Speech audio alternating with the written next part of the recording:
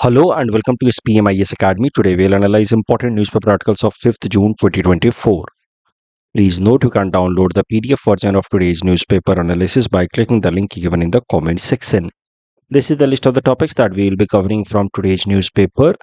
The first article is about volcano in Iceland. This topic is important from our syllabus GS paper 1 geophysical phenomena point of world. So Iceland का पहले location देख लेते हैं इस country का. It is located in North Atlantic Ocean. ये Atlantic Ocean है, उसमें नदर्न साइड में यहाँ पे आइसलैंड एक कंट्री लोकेटेड है which is an island country. मतलब पूरी तरह से एक आइलैंड है ये, इसका नाम है Iceland. It is also part of Scandinavian part या स्कैंडिवियन कंट्रीज. स्कैंडिवियन कंट्रीज ये 5 देश मिलाकर के कहे जाते हैं: Norway, Sweden, Finland, Denmark and Iceland. इन देश के लोगों के बीच में हिस्टोरिकली एक कल्चरल प्रॉक्सिमिटी देखी गई है. मतलब एक तरीके के कल्चर कुछ सिनोनिमिटी रही है. इस कारण से इन देशों को मिलाकर के कहा जाता है स्कैंडिवियन countries.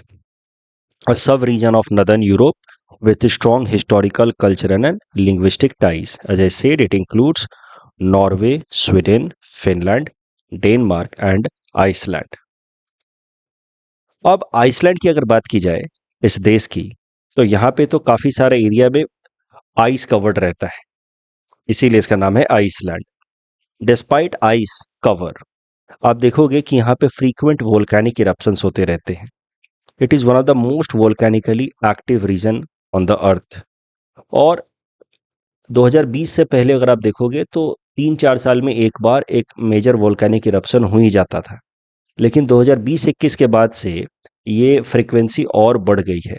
At least 1 eruption is seen every year. और 2024 में तो 3-4 इरप्शंस देखे गए हैं.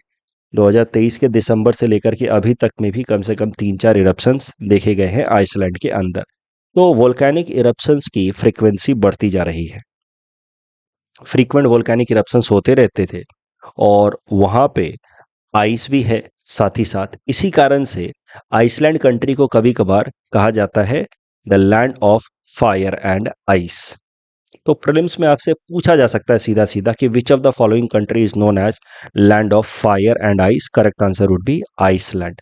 थोड़ा समझते हैं कि आइसलैंड में इतने वोल्केनिक इरप्शंस क्यों होते हैं, आखिर ऐसा क्या कारण है. बट उसके लिए वोल्केनोज के बारे में थोड़ा सा कॉन्सेप्ट रिवाइज कर लेते हैं. क्या होते हैं वोल्केनोज और उनके इरप्शन के पीछे कारण क्या होता है. वोल्केनो की बेसिक डेफिनेशन हो सकती है opening on the earth surface या crack on the earth surface which allows eruption of lava along with some small rocks and steam from the interior of the earth. तो लावा क्या होता है? अर्थ के अंदर जो मोल्टेन रॉक्स होते हैं अर्थ सरफेस के अंदर, उनको हम लोग कहते हैं मैग्मा. और वही मैग्मा जब इरप्ट होकर के बर्स्ट होकर के अर्थ सरफेस के बाहर आकर के फ्लो करने लगे तो उसको हम लोग फिर लावा कह देते हैं. तो magma is the molten rock that is underground and lava is the molten rock that breaks through the earth surface and start flowing on the earth surface. और वोल्केनो क्या होता है? जब किस अर्थ के ऊपर कहीं एक पर्टिकुलर जगह पे कोई क्रैक डेवलप हो जाए, फिसर डेवलप हो जाए और वहां से लावा फ्लो आउट करने लगे, इस तरीके के जो लैंडफॉर्म्स बनते हैं उनको कहा जाता है वोल्केनो. जैसा कि मैंने आपको बताया, आइसलैंड के ऊपर लगातार वोल्केनिक इरप्शंस देखे जाते हैं. उसी को हम लोग एक्सप्लोर करना चाह रहे हैं कि आखिर आइसलैंड में ऐसा क्या है. तो now we will be seeing the factors behind volcanic eruptions कि आखिर वोल्केनिक इरप्शंस किन किन जगहों पे होते हैं. वोल्केनिक इरप्शंस मेनली उन जगहों पे देखे जाते हैं जहां पे प्लेट इंटरैक्शन होता है. यहाँ पे आपको बेसिक अपने ज्योग्राफी का कॉन्सेप्ट रिकॉल करना होगा. यार, earth crust is made up of 7 major plates and then there are about 20 to 22 minor plates. वो मिल करके अर्थ का पूरा क्रस्ट बना हुआ है. ये प्लेट्स आपस में इंटरैक्ट करते हैं. इन्हीं को कहा जाता है प्लेट टेक्टोनिक्स इंटरैक्शन. ये इंटरैक्शन 3 तरीके से होते हैं. प्लेट्स या तो एक दूसरे के तरफ कन्वर्ज होते हैं या एक दूसरे से दूर जाते हैं, जिसको हम लोग कहते हैं डाइवर्जेंस प्लेट बाउंड्रीज. कभी कभार, रेयरली, बट ऐसा भी होता है कि प्लेट एक दूसरे के पैरेलल मूव करने लगते हैं, जिसको हम लोग कहते हैं ट्रांसफॉर्म प्लेट बाउंड्री. अब देखिए, अगर प्लेट एक दूसरे की तरफ कन्वर्ज होंगे तब भी वोल्केनिक इरप्शन हो सकता है, डाइवर्ज होंगे तब भी वोल्केनिक इरप्शन हो सकता है। लेकिन डाइवर्जेंस में अलग तरीके का वोल्केनिक इरप्शन होता है, कन्वर्जेंस में अलग तरीके का होता है। When plate move away from each other, जिसको हम लोग कहेंगे डाइवर्जेंस, तो अगर जब प्लेट एक दूसरे से दूर की तरफ मूव करेंगे तो अंदर का जो मैग्मा है उसको स्पेस मिल जाएगा बाहर आकर के स्प्रेड होने के लिए, and that lead to formation of volcanoes. But ये जो डाइवर्जेंस है ये मेनली उन जगहों पे होगा जहां पे दोनों तरफ, ये प्लेट बाउंड्री आप देख रहे हैं, दोनों तरफ ओशन ओशन प्लेट बाउंड्रीज है। इस साइड में भी ओशन है, इस साइड में भी ओशन है, तो इस प्लेट बाउंड्री को कहा जाता है ओशन ओशन प्लेट बाउंड्रीज।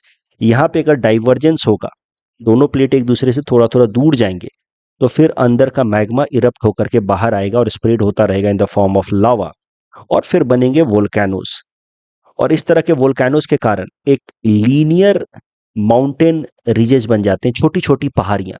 क्योंकि आप सोचो ना, लगातार लावा इरप्ट हो रहा है तो पहाड़ी जैसी तो बनी जाएगी, एक छोटी सी पहाड़ी जैसी बनी जाएगी, जिसको हम लोग कहते हैं मिड ओशनिक रीजेस। तो when plates move away from each other which is known as divergence zone at plate interaction, वहां पे अंदर से मैग्मा इरप्शन होता है। When it comes on the earth surface it is known as lava and it leads to formation of mid oceanic ridges at ocean ocean plate divergence boundary. जब plate एक दूसरे के साथ कन्वर्ज होते हैं, एक दूसरे की तरफ आते हैं, तो इस कन्वर्जेंस में दो तरीके का कन्वर्जेंस हो सकता है। कॉन्टिनेंट कॉन्टिनेंट प्लेट्स कन्वर्ज हों, जैसे आप यहां देखो, ये भारत में आप देखोगे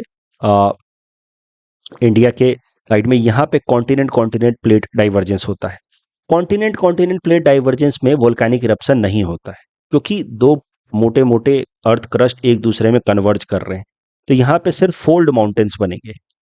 ये एक कन्वर्जेंस नहीं है, ये तो डाइवर्जेंस है। यहाँ पे मेनली जहाँ पे हिमालय माउंटेन्स बने हुए हैं, young fold mountains, this is the region of continent continent convergence plate boundaries. यहाँ पे थोड़े बहुत अर्थक्वेक्स देखे जाएंगे, बट फोल्ड माउंटेन भी बनेगा, बट वोल्केनिक इरप्शन नहीं होता है, क्योंकि कॉन्टिनेंट कॉन्टिनेंट प्लेट बाउंड्रीज में दोनों तरफ से थिक प्लेट्स हैं जो एक दूसरे में कन्वर्ज करेंगे। नीचे थोड़ा बहुत मैग्मा इरप्ट होने की कोशिश भी करेगा, बट वो इतना ज़्यादा थिक प्लेट को ब्रेक करके सरफेस पे आ नहीं पाएगा इन जनरल। लेकिन अगर ओशन कॉन्टिनेंट प्लेट आपस में कन्वर्ज करें, जैसे यहां पे हो रहा है, रॉकीज ओशन कॉन्टिनेंट प्लेट्स आपस में कन्वर्ज करें, तो ओशनिक क्रस्ट जो है, being more dense, it will start subducting, और जब ये सबडक्ट करेगा तो अंदर के मैग्मा के कारण ये जल्दी से मेल्ट होगा, फास्ट तरीके से मेल्ट होगा, because of extreme temperature and pressure. And when it will melt at a faster pace, it will expand quickly, and because of that sudden expansion it will burst out and come on the earth surface in the form of volcanic eruption, and in that process it will also form a mountain. तो ocean continent plate divergence के कारण, ocean continent plate convergence के कारण यहाँ पे fold mountains भी बनेंगे और थोड़ा वोल्केनिक इरप्शंस भी होता रहेगा। इसका बढ़िया एग्जांपल है रॉकीज एंड एंडीज। तो हम लोग क्या देख रहे थे, वोल्केनोस किन कारणों से बनते हैं। तो वोल्केनोस के बनने का मुख्य कारण मैंने आपको बताया, ओशन ओशन प्लेट बाउंड्री का डाइवर्जेंस, जहां पे फिर वोल्केनिक इरप्शन होता है और लैंडफॉर्म जो बनता है उसको हम लोग कहते हैं mid oceanic ridges. Ocean continent plate boundaries पे कन्वर्जेंस, वहां से क्या होगा कि फोल्ड माउंटेन्स भी बनेंगे और थोड़ा बहुत वोल्केनिक इरप्शंस भी होगा। साथ ही साथ मैंने आपको बता दिया कि अगर कॉन्टिनेंट कॉन्टिनेंट कन्वर्जेंस होता है तो फिर वहां पे अर्थक्वेक देखा जाएगा, फोल्ड माउंटेन बनेगा, बट वोल्केनिक इरप्शन नहीं होगा। एग्जाम्पल हिमालय। इन कारणों के अलावा, प्लेट इंटरैक्शन के अलावा, हॉट स्पॉट्स भी कारण होते हैं वोल्केनिक इरप्शन के पीछे। हॉटस्पॉट क्या होता है, तो देखिए जो मैग्मा आप देख रहे हैं अर्थ के अंदर, तो ये तो यूनिफॉर्म तरीके से अवेलेबल है अर्थ क्रस्ट के नीचे वाले साइड में, बट किसी किसी जगह पे मैग्मा में आप देखोगे कि एक्सेसिव हीटिंग होती रहती है, कुछ एनॉमली है, मतलब एक्स्ट्रा ऑर्डिनरी फैक्टर है। हर जगह वैसे तो मैग्मा है, डीपर मेंटल में मैग्मा है, बट कुछ कुछ जोन जो होता है मैग्मा का वो एक्स्ट्रा ऑर्डिनरी तरीके से वार्म होता है, गर्म होता है, और इसको आप कह सकते हैं एक anomaly. Anomaly because it is hotter than the surrounding magma, and since it is hotter than surrounding magma it keeps on erupting। ये इतना गर्म है कि इसके ये इरप्ट हो करके और सरफेस पे आता रहता है। तो वो जो लोकलाइज्ड एरिया होता है इन द डीपर मेंटल, जहां पे temperature is much much higher as compared to the surrounding area, उस लोकलाइज्ड रीजन को हम लोग कहते हैं hot spot. Hot spots are volcanic locals fed by underlying mantle that is anomalously hot, मतलब extraordinary तरीके से गर्म है। अर्थ के इंटीरियर में आप देखोगे इस जोन में कहीं कहीं पे आपको कुछ मेंटल एरिया ऐसा मिलेगा जो बहुत ज्यादा वार्म है, उस जोन को कहा जाता है hot spot, and it keeps on erupting and keeps on causing volcanoes on the surface just beyond this hot spot. अब हम लोग समझने के लिए तैयार हैं कि आइसलैंड में इतने वोल्केनिक इरप्शंस क्यों होते हैं। आइसलैंड में दो फैक्टर्स एक साथ मिल जाते हैं। एक तो आप देखो जी, ये आइसलैंड जो है वो मिड ओशनिक रीजेस पे है, ये ओशन ओशन प्लेट बाउंड्रीज हैं, और वो भी डाइवर्जेंट प्लेट बाउंड्रीज। एक तरफ है यूरेशियन प्लेट बाउंड्री ये वाला, और दूसरे तरफ है north American plate. Eurasian plate है इस साइड में और इस साइड में है नॉर्थ अमेरिकन प्लेट, और दोनों एक दूसरे से डाइवर्ज कर रहे हैं। तो because of that this mid oceanic ridge is created, और इस कारण से यहाँ पे वोल्केनिक इरप्शंस होते रहते हैं। उसके अलावा आइसलैंड के नीचे एक हॉटस्पॉट भी है। ये जो डॉटेड आप देख रहे हैं पॉइंट्स, ये सब हॉटस्पॉट्स हैं, significant hotspots seen worldwide. तो आइसलैंड के नीचे एक हॉटस्पॉट भी है जहाँ के जिसके कारण फ्रीक्वेंट वोल्केनिक इरप्शंस होते रहता है। तो two factors combined in Iceland, mid oceanic ridges पे यह पड़ता है, प्लस इसके बीनीथ एक हॉटस्पॉट है। इन दो कारणों से Iceland experiences frequent volcanic eruptions, and that is why it is known as land of fire and ice। इस टॉपिक के बेसिस पे प्रीलिम्स प्रैक्टिस क्वेश्चन हमने आपको दिया है। Attempt this question and submit the answer in the comment section. UPSC ने साल 2014 में ये प्रश्न पूछा था इस टॉपिक से रिलेटेड कि फोल्ड माउंटेन्स के साथ साथ वोल्केनिक इरप्शंस और अर्थक्वेक्स क्यों देखे जाते हैं। आपको फिर इंपॉर्टेंट फोल्ड माउंटेन्स के बारे में बताना है, रॉकीज, एंडीज, हिमालयाज, बट आपको बताना है कि Himalayas are fold mountains because of convergence of continent continent plates, इसलिए यहाँ पे आपको वोल्केनिक इरप्शन नहीं देखने को मिलेगा, यहाँ पे आपको सिर्फ अर्थक्वेक देखने को मिलेगा। जबकि एंडीज में और रॉकीज में आपको वोल्केनिक इरप्शंस भी देखने को मिल सकता है। मेनली यहाँ रॉकीज में वोल्केनिक इरप्शन देखने को मिलता है apart from earthquake, because they are created as a result of ocean and continent convergence of plate। एक तरफ ओशनिक प्लेट है, दूसरे तरफ कॉन्टिनेंटल प्लेट है, and they are converging, that is why this fold mountain is created at the same time volcanic eruption is happening. तो Rockies को अगर आप देखोगे तो वहां पे कुछ इस तरीके की चीज हो रही है। Next article is about the right to property in India. This topic is important from our syllabus GS paper 3 Indian polity point of view. देखिए, ओरिजिनली हमारे संविधान में दो महत्वपूर्ण आर्टिकल थे राइट टू प्रॉपर्टी को इंश्योर कराने के लिए। दोनों फंडामेंटल राइट पार्ट 3 के अंतर्गत आते थे। Article 19(1)(f it read something like this कि the right to property would be a fundamental right for an individual, and article 31(2) it read that there must be adequate compensation to the owner if a private property is to be acquired for public purpose। तो मान लीजिए कि आपकी जमीन है, private land है या आपका घर है, वहां से कोई रोड बनाना है सरकार को, वहां से गुजरता हुआ कोई रोड या रेलवे लाइन बिछाना है सरकार को, तो अब आपका घर को, आपके जमीन को अक्वायर करना होगा सरकार को। तो उस एक्विजिशन के लिए सरकार को आपको एडिक्वेट कंपनसेशन देना होगा एज पर आर्टिकल 31(2), क्योंकि right to property is your fundamental right. अब इससे क्या समस्याएं आ रही थी। हो क्या रहा था कि इस कारण से सरकार को कोई भी पब्लिक इंफ्रास्ट्रक्चर प्रोजेक्ट लाने में तकलीफ हो रही थी।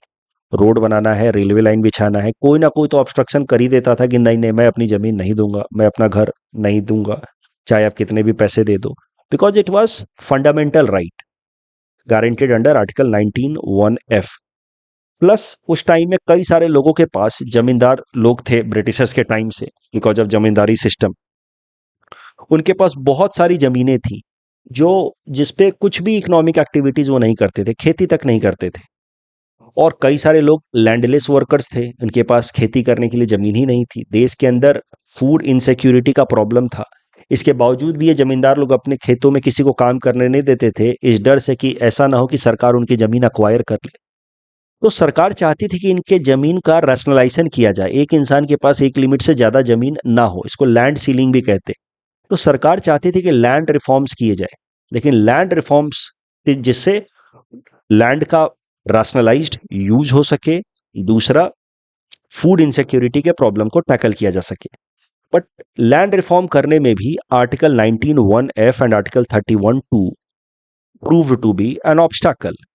1948 में ही सुप्रीम कोर्ट ने बेला बैनर्जी केस में supreme court pronounced that actually it was a Bena Banerjee case in which Supreme Court pronounced that Article 31(2) में जो वर्ड कंपनसेशन है, it meant providing owner with a fair equivalent amount for what they lost.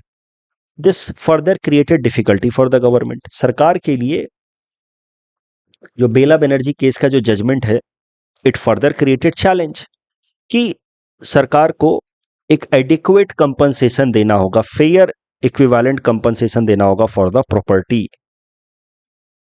तो आप कह सकते हैं कि article 19(1)(f and article 31(2) इनका पॉजिटिव तो ये है कि they provided safeguard to the property owners, but they were also hindrance in implementation of infrastructural developmental projects and land reforms in India. तो फिर इस प्रॉब्लम को रिजॉल्व करने के लिए सरकार ने 4th अमेंडमेंट लाया, फिर 25th अमेंडमेंट किया, सुप्रीम कोर्ट ने केशवानंद भारती जजमेंट में इसको लेकर के रिवर्स किया। तो सरकार और सुप्रीम कोर्ट के बीच में कई सारे डिफरेंसेस, टग ऑफ वॉर चलते रहे। वो आप बेसिक पॉलिटी के क्लासेस में देखते हैं। उसमें से कई सारे मुद्दों में तो सरकार और सुप्रीम कोर्ट के बीच में तो कई सारे मुद्दों को लेकर के डिफरेंसेस थे, बट मेन जो डिफरेंस था वो था फंडामेंटल राइट वर्सेस डीपीएसपी। किसको ज्यादा महत्व दिया जाए?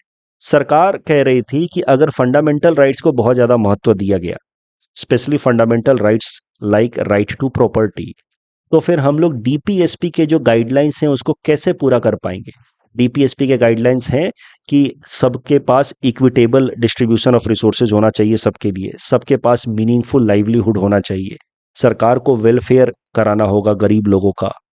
ये सारी चीजें हम करेंगे कैसे जब तक अमीर लोग अपनी प्रॉपर्टी को गिव अप नहीं करेंगे? जरूरत से ज्यादा जो उनके पास उन्होंने अनफेयर तरीके से प्रॉपर्टी एक्वायर कर ली, उसको गिव अप नहीं करेंगे, तब तक हम लोग वेलफेयर गरीबों के लिए इंश्योर कैसे कराएंगे? तो सरकार और सुप्रीम कोर्ट के बीच में मेनली तो यही टसल चलता रहा, क्योंकि supreme court is considered as guardian of the constitution and it is also known as protector of the fundamental right. तो कॉन्स्टिट्यूशन में भी पार्ट 3 को प्रोटेक्ट करने की मुख्य जिम्मेदारी सुप्रीम कोर्ट की। तो सुप्रीम कोर्ट तो हमेशा ही फंडामेंटल राइट्स को प्रोटेक्ट करने के फेवर में रहेगा। सरकार की समस्या ये कि अगर फंडामेंटल राइट इतने सैक्रोसैंक्ट हो गए तो हम लोग डीपीएसपी के जो डायरेक्टिव्स हैं उनको इंप्लीमेंट कैसे करें? ये टग ऑफ वॉर चलता रहा। 24th amendment, 25th amendment, Kesavananda Bharati judgment, ultimately ये राइट टू प्रॉपर्टी को लेकर के और इसके कारण होने वाले जो हिंड्रेंसेस थे, जिस कारण से डेवलपमेंटल प्रोजेक्ट्स इंप्लीमेंट नहीं हो पा रहे थे, इसको खत्म कर दिया सरकार ने, जनता पार्टी की सरकार ने 1978 में, when they brought 44th amendment act and they deleted 19(1)(f from being part of fundamental right. Means after this 44th amendment act, right to property was no longer a fundamental right. They inserted, with help of this amendment only, right to property under article 300A, which made right to property a constitutional right but not a fundamental right. साथ ही साथ article 31 was also removed in order to avoid any kind of obstruction in implementation of public projects.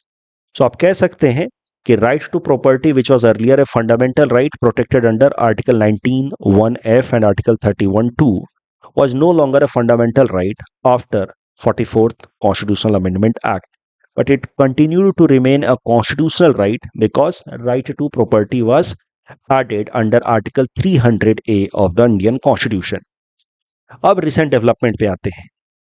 हाँ, ये जो मौजूदा case है, it is associated with Kolkata municipal corporation, KMC. KMC wanted to acquire a private land for extension of Kolkata metro. फिर यह मामला पहुंचा supreme court में और सुप्रीम कोर्ट ने कहा कि कोलकाता मेट्रो कॉर्पोरेशन को तो अधिकार है ही नहीं लैंड एक्वायर करने का। अगर लैंड एक्वायर करना भी है तो स्टेट गवर्नमेंट कर सकती है और फिर वो कोलकाता मेट्रो कॉर्पोरेशन को दे सकती है। लेकिन state government of West Bengal भी लैंड एक्वायर करेगी as per the land acquisition laws, और लैंड एक्विजिशन लॉज के तहत स्टेट गवर्नमेंट को एडिक्वेट कंपनसेशन देना होगा in line with supreme court judgment of Bela Banerjee case. तो सुप्रीम कोर्ट ने पुराना बेला बनर्जी जजमेंट को रिवाइव कर दिया है। ये एक बड़ी बात है। बेला बनर्जी जजमेंट के बाद कई सारी चीजें हुई हैं। 4th अमेंडमेंट हुआ है, 25th अमेंडमेंट हुआ है। अल्टीमेटली सबसे महत्वपूर्ण चीज कि 44th अमेंडमेंट हुआ है। And now right to property is no longer a fundamental right. But इसके बावजूद भी सुप्रीम कोर्ट ने इस KMC Kolkata municipal corporation judgment में बेला बनर्जी वाले जजमेंट को रिस्टोर कर दिया है। मतलब the owner of private property must be compensated with adequate remunerations before acquiring personal property. अब बेला बनर्जी केस में जो सुप्रीम कोर्ट का जजमेंट था उसको सुप्रीम कोर्ट ने रिस्टोर किया in KMC case in recent time. इससे क्या इंपैक्ट होगा, इम्प्लीकेशन क्या होगा? जिनकी प्रॉपर्टी है उनको तो एडिक्वेट कंपनसेशन मिलेगा। इनडायरेक्टली आप कह सकते हैं कि right to private property has again been strengthened. But एक चैलेंज निकल करके ये आएगा कि there will be hindrances in implementation of public projects, specially infrastructural projects like roadways, railways या मेट्रोज। इस टॉपिक के बेसिस पे ये प्रीलिम्स प्रैक्टिस क्वेश्चन हमने आपको दे रखा है। Please attempt this question and submit the answer in the comment section. The next article is about mission Karmayogi. This topic is important from our syllabus GS paper 2 governance point of view, also important from our syllabus GS paper 4 ethics and integrity point of view. कौन होता है कर्मयोगी? देखिए, कर्मयोगी वो लोग होते हैं जो अपने कर्म को इसलिए ईमानदारी से करते हैं क्योंकि उनको पता है या वो ये मानते हैं कि कर्म ईमानदारी से करना अपने आप में अच्छी चीज है। You must not do your duty if you are a Karmayogi. You must not do your duty with the hope of getting something in return. You must believe that doing duty in honest manner is itself a good thing. So Karmayogi is a person who aims to discharge his or her duty in honest manner. कर्मयोगी इंसान जो होता है उसके idea जो होते हैं it is in line with the Kantian philosophy. Immanuel Kant की philosophy मैंने एथिक्स में पढ़ाई है. Duty for the sake of duty. You do your duty in honest manner because it is your duty. It is also in line with Bhagavad Gita's philosophy propounded by Lord Krishna. निष्काम कर्म, dispassionate action. कर्म करो, फल की इच्छा ना करो. तो इस इमेज की मदद से भी एक बार समझते हैं. ये इंसान इस पेड़ को पानी दे रहा है अपनी ड्यूटी समझ करके कि मेरी जिम्मेदारी है पेड़ को पानी देना. जबकि दूसरा इंसान पेड़ को पानी दे रहा है इस उम्मीद में कि जब पेड़ बड़ा होगा तो इसमें फल निकलेंगे जिससे मुझे और मेरे परिवार को खाने को मिलेगा फल. तो ये इंसान काम कर रहा है साकाम कर्म और इसको कहा जाएगा फल योगी. और ये इंसान काम कर रहा है निष्काम कर्म और इसको कहा जाएगा कर्म योगी. भारत सरकार चाहती है कि सिविल सर्वेंट्स बने कर्म योगी. वो लोग अपनी ड्यूटी को ईमानदारी से करें, इस उम्मीद में नहीं कि ड्यूटी अच्छे से करेंगे तो प्रमोशन होगा, सैलरी बढ़ जाएगी, अच्छी पोस्टिंग मिलेगी. इसलिए नहीं, ड्यूटी आप ईमानदारी से इसलिए कीजिए क्योंकि ड्यूटी ईमानदारी से करना अपने आप में अच्छी बात है. तो with this intention government of India has started mission Karmayogi. It is a training program for the civil servants. साल 2021 में शुरू किया गया. इसका लक्ष्य है कि भारत को एक विकसित देश बनाना है 2047 तक. उसके लिए जरूरी है कि सिविल सर्वेंट्स कर्मयोगी बने, duty for the sake of duty, तभी जाकर के भारत एक विकसित देश बनेगा। $30 ट्रिलियन की इकॉनमी बन पाएगी जब तक हमारी आजादी के 100 साल पूरे होंगे। Ease of doing business promote किया जाए, ईज ऑफ लिविंग प्रमोट किया जाए देश के अंदर। एडमिनिस्ट्रेशन जो होना चाहिए वो सिटीजन फ्रेंडली होना चाहिए। इसके लिए सिविल सर्वेंट्स के एटीट्यूड में चेंज करना होगा। सिविल सर्वेंट्स के जो भी फैसले होने चाहिए वो सिटीजन्स के फेवर में होने चाहिए, सिटीजन्स के इनेबलिंग के तरह होना चाहिए, इनेबलर की तरह होना चाहिए।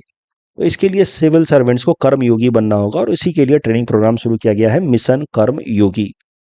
इसमें सिविल सर्वेंट्स के कॉम्पिटेंसी को डेवलप किया जाएगा। ये एक ऑनलाइन पोर्टल है जिसका नाम है आई गॉट कर्मयोगी पोर्टल, जिसपे सिविल सर्वेंट्स को time to time training modules दिए जाते हैं जिनको ऑनलाइन तरीके से उनको कवर करना होता है। और इससे उम्मीद की जाती है कि उनका ओवरऑल जो अंडरस्टैंडिंग है towards their duty that will change. ये आई गॉट पोर्टल को रन करने के लिए और उस पर टाइम टू टाइम अच्छे अच्छे कंटेंट या मॉड्यूल डेवलप होते रहें, इसके लिए भारत सरकार ने एक अलग से कंपनी बनाई है, special purpose vehicle. Special purpose vehicles are those companies created under companies act which have a very specific purpose created for one or two core objective only। जैसे मैंने एक दिन स्मार्ट सिटी मिशन में बताया था कि हर स्मार्ट सिटीज के लिए एक अलग से स्पेशल पर्पस व्हीकल एसपीवी बनाया गया, which is a company whose main role is to ensure that the city gets developed into a smart one. वैसे ही मिशन कर्मयोगी के लिए एक कर्मयोगी भारत नाम का स्पेशल पर्पस व्हीकल बनाया गया है, जिसका काम है इस आईगॉट पोर्टल पे time to time upgraded training modules डालते रहे, जिससे सिविल सर्वेंट्स का ट्रेनिंग एथिकल डायरेक्शन में होता रहे और वो लोग कर्मयोगी बन जाएं। क्यों आया कर्मयोगी पे ये आर्टिकल, मिशन कर्मयोगी पे? क्योंकि Indian institute of public administration government of India द्वारा बैक्ड ऑर्गेनाइजेशन है ये। इसने 3 साल मिशन कर्मयोगी के इम्प्लीमेंटेशन के बाद उसका एनालिसिस किया और उसने कहा कि मिशन कर्मयोगी के कारण फायदा हो रहा है। There is increased proficiency in data analytics and e-governance tools seen in the civil servants now. Now civil servants are becoming more and more duty oriented and are better equipped to deal with e-governance tools. Mission Karmayogi के ऊपर ये prelims practice question हमने आपको दे रखा है। Please attempt this question and submit the answer in the comment section. Mission Karmayogi के ऊपर इस तरीके का आपसे मेंस में प्रश्न पूछा जा सकता है। हिंट्स तो मैंने दे ही रखा है, चाहिए तो हिंट्स देख करके आप इसको अटेम्प्ट करें। Anyway that is easier one, आप खुद से भी अटेम्प्ट कर सकते हैं। The next topic is about world environment day. This topic is important from our syllabus GS paper 3 environment point of view. आज का दिन यानी कि जून 5 पूरे दुनिया भर में वर्ल्ड एनवायरनमेंट डे की तरह सेलिब्रेट किया जाता है। इस दिन को एक ओकेजन की तरह ट्रीट करते हैं जहां पे ग्लोबल अवेयरनेस क्रिएट करने की कोशिश की जाती है इन लाइन विद एनवायरनमेंट प्रोटेक्शन। 5 जून की खासियत क्या है, सिग्निफिकेंस ऑफ दिस डे? इसी दिन को 1972 में स्टॉकहोम कॉन्फ्रेंस शुरू कराया था यूनाइटेड नेशंस ने। तो United Nation under its United Nation environment programme UNEP started Stockholm Conference, and Stockholm Conference is world's first major international conference in the direction of protection of environment. Stockholm conference सबसे महत्वपूर्ण है। 1972 में 5 जून से लेकर के 16 जून तक चली थी Stockholm conference by United Nations, और इस कॉन्फ्रेंस का पूरा नाम था Stockholm conference on human environment. और चूंकि ये 5 जून को शुरू हुआ था, इसी कारण से 5 जून को वर्ल्ड एनवायरनमेंट डे सेलिब्रेट किया जाता है। इसमें भारत की तरफ से हमारी प्रधानमंत्री इंदिरा गांधी जी ने पार्टिसिपेट किया था। उसके बाद भारत में आकर के उन्होंने इंपॉर्टेंट लेजिस्लेटिव मेजर्स लाए थे, जैसे wild life protection act, project tiger, in order to save environment.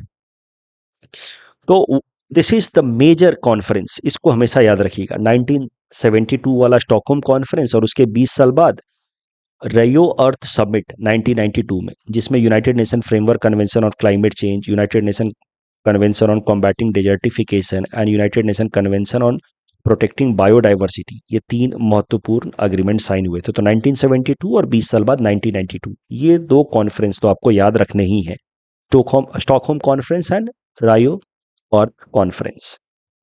जो 2024 में वर्ल्ड एनवायरनमेंट डे हम मना रहे हैं, इसका थीम है land restoration, desertification and drought resilience. तो डेजर्टिफिकेशन से बचना ये मुख्य गोल है आने वाले टाइम में। डेजर्टिफिकेशन क्या होता है? देखिए, किसी भी एरिया में जो डेजर्ट होता है, डेजर्ट का मतलब क्या है? The soil is devoid of moisture, और चूंकि वहां पे मॉइस्चर नहीं है, it is devoid of moisture, इस कारण से वहां पे फिर कोई वेजिटेशन आप उम्मीद नहीं कर सकते। बहुत रेयर वेजिटेशन जैसे कैक्टस वगैरह वहां पे भी उग सकते हैं, otherwise vegetation is rare because the soil is devoid, soil is having lack of moisture. वैसे एरिया को हम लोग कहते हैं डेजर्ट। डेजर्ट की प्रॉब्लम क्या है कि डेजर्ट एक एरिया में लिमिटेड नहीं रहता है, डेजर्ट एक्सटेंड होता रहता है अगर उसको रोका ना जाए तो। हवा बहती रहती है, और हवा जो डेजर्ट के, जो रेगिस्तान की धूल होती है, उसको एक्सटेंड करती रहती है, सैंड ड्यून्स को, और इस तरीके से डेजर्ट एक्सपैंड होता रहता है। अगर उसको रोका नहीं गया तो संभव है कि दुनिया का ज्यादातर हिस्सा डेजर्ट में कन्वर्ट हो जाए। मौजूदा डेटा अगर देखा जाए, ध्यान से पढ़िएगा, ये आर्टिकल अच्छा है। इस साल का थीम लिख दिया पहले तो, land restoration, desertification and drought resilience.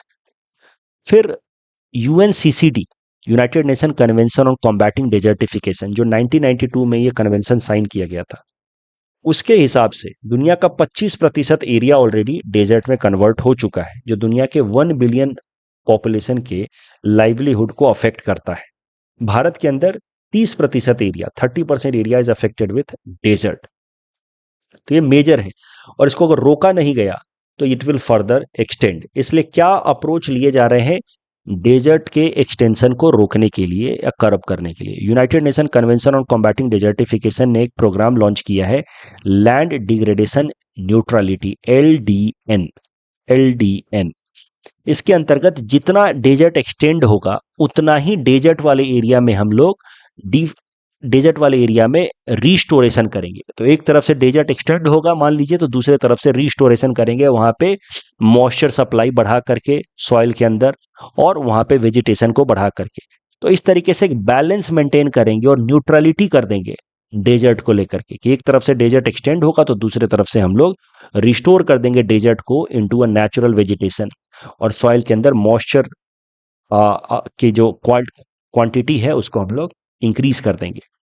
So United Nation convention on combating desertification aims at balancing between desertification and restoration of soil. उसके अलावा green wall in Africa build किया जा रहा है।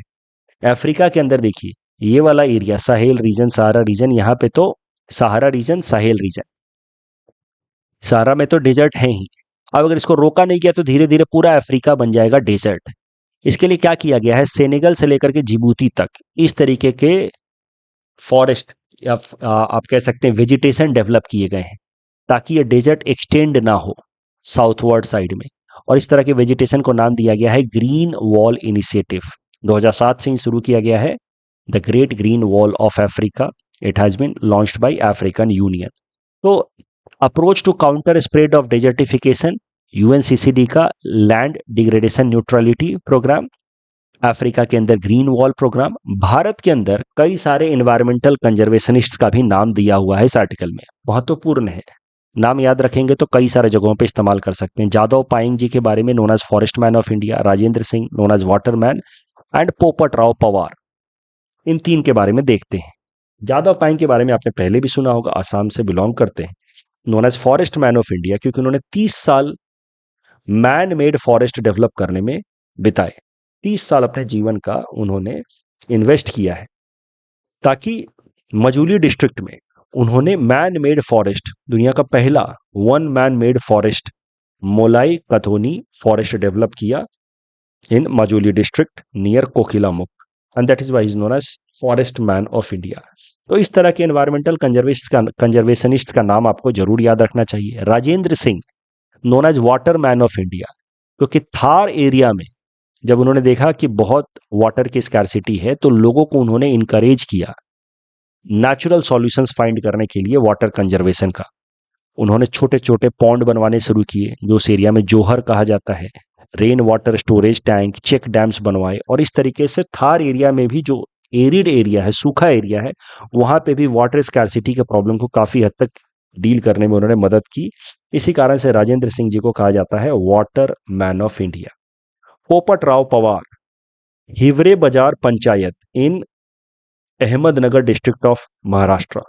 वो गांव पूरी तरीके से इम्पोवराइज्ड था, मतलब गरीब था, अलग अलग तकलीफें झेल रहा था।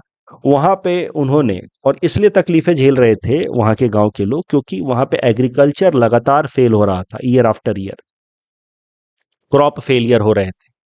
और इसलिए फेल हो रहे थे क्रॉप क्योंकि सॉइल डिग्रेड हो चुका था, सॉइल की फर्टिलिटी खराब हो गई थी। पोपट राव पवार जी ने water conservation and soil conservation programme शुरू किया नेचुरल तरीके से, वाटर को कंजर्व करके और उससे सॉइल को रीजनरेट करके, सॉइल की जो फर्टिलिटी खराब हो रही थी, सॉइल के अंदर जो मॉइस्चर कंटेंट ड्रॉप हो रहा था, उसको रीस्टोर किया, जिसके कारण हिवरे बाजार पंचायत एरिया में वापस से फार्मर्स का जो एग्रीकल्चरल प्रोडक्शन है वो रिवाइव कर गया। And once it was an impoverished village, मतलब काफी ज्यादा गरीबी देख रहा था, it turn out to be a model village for other villages of Maharashtra. So that is the contribution of Popat Rao Pawar. Soil and water conservation, Rajendra Singh, water man of India, and Jadao Payeng, forest man of India. ये तीन नाम आप याद रखेंगे तो कहीं ना कहीं एथिक्स वगैरह में अलग अलग जगहों पे आप इस्तेमाल कर सकते हैं। कल जो हमने आपको प्रैक्टिस क्वेश्चन दिया था, इसमें से कौन सा स्टेटमेंट सही है? Election commission does not supervise panchayat and municipal elections. Lunar exploration programme China के Chang'e 6 represents China's second lunar sample return mission. Yes, this is right. And Chang'e 6 mission aims to collect samples from lunar near side. No, it aims to collect sample from lunar far side. PM Kisan central sector scheme 100% fund is taken care by government only, central government. So correct answer is C. That's all from our side for today. Thanks for watching.